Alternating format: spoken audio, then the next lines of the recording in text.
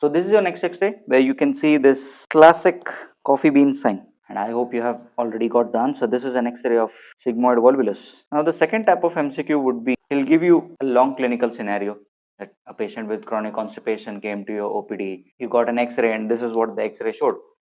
What would be your next step of management? First, you need to diagnose the X-ray. When you see the coffee bean sign, you know it's a sigmoid volvulus.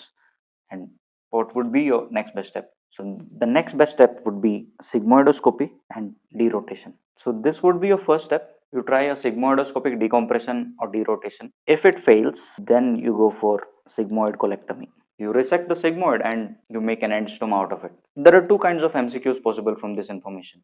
He may ask you the next best step, or he can also add the sentence in the question. This was a sigmoid volvulus. You tried sigmoidoscopic decompression, but it failed. Then he'll ask you what is the next best step. Then your answer would be sigmoid colectomy. And he can also test you your concept of X-rays.